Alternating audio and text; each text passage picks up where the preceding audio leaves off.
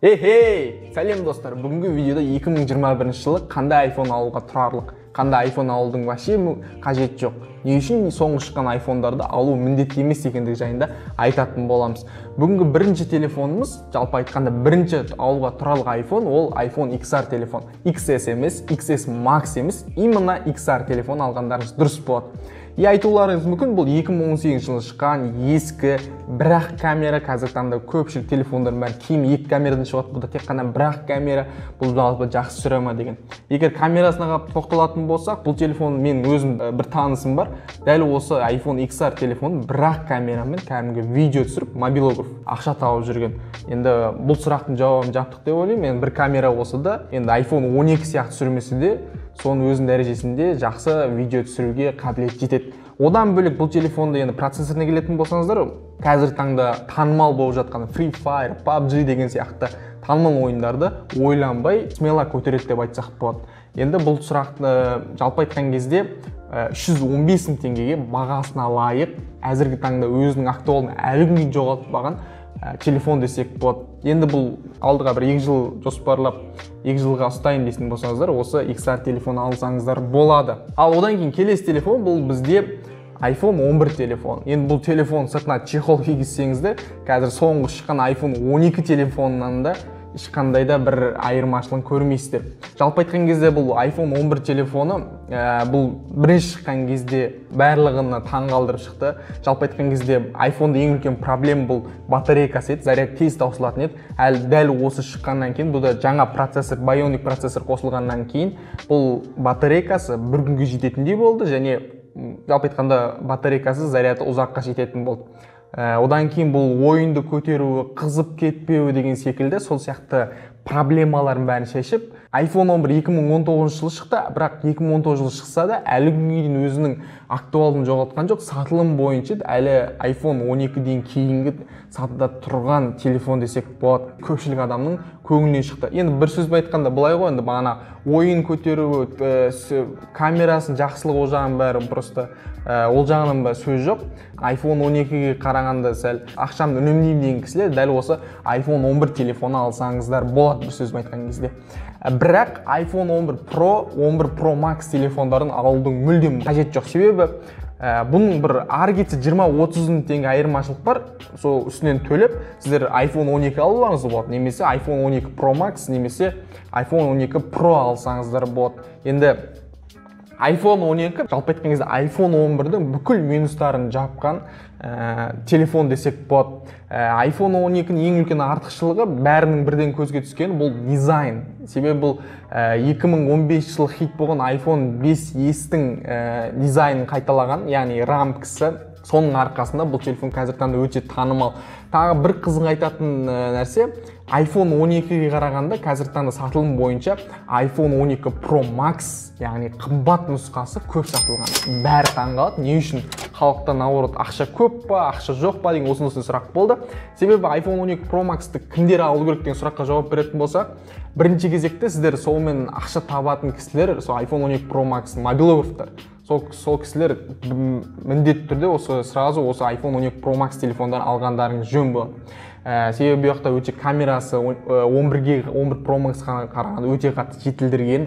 Одан бөлек бағанағы берді 3 камера, бағана лидары бар, бағана сіздердің түсірілімдеріңізде өте көп көмегін тигізеді. Даже қазіргі таңда соңғы кездерде өзіңіз байқап жатқан шығарсыздар, дәл осы iPhone 12 Pro Max-пен кино түсіріліп жатыр.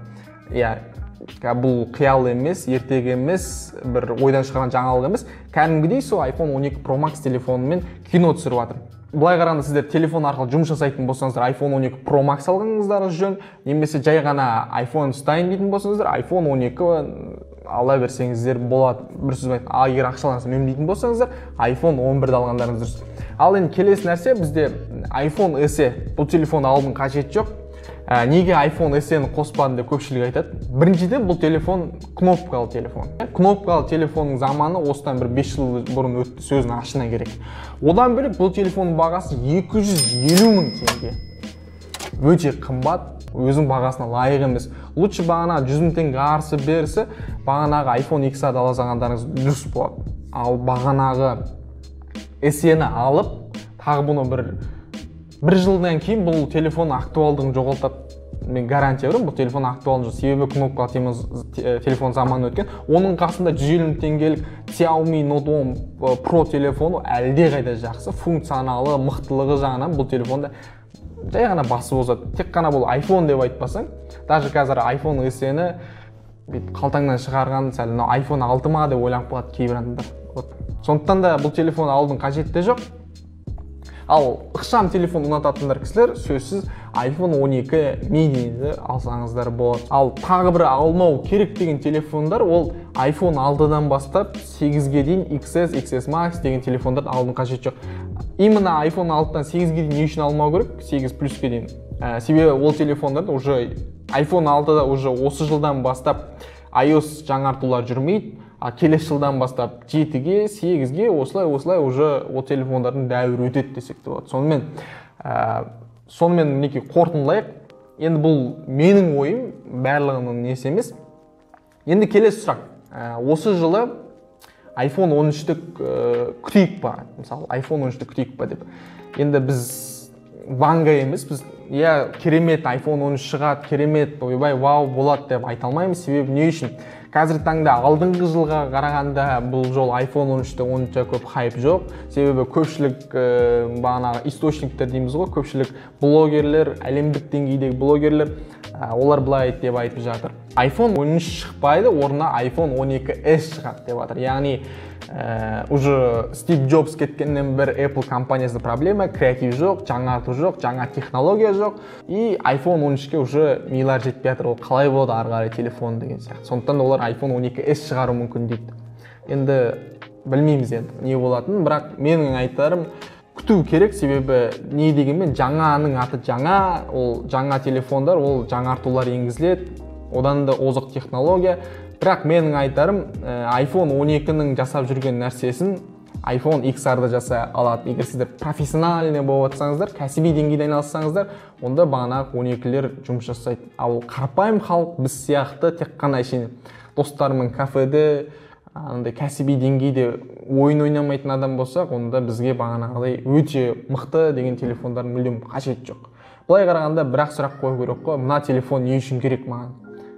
Сол сұрақтың жауабын енді өздеріңіз табасыздар деп ойлаймын. Сонымен достар, бүгінгі видео аяқталды. Енді өздеріңіздің сүйікті iPhone телефондарыңыз қандай? Комментария жазыңыздар, біз де біліп жүрейік, ең танымал қандай iPhone екенін. Сонымен бүгінгі видео аяқталды. Видео пайдалы болса бізге тіркелейік, лайк басайық. Сіздермен болған мен Сапар, арнайы сіздер үшін. Рахмет, барлықтарыңызға.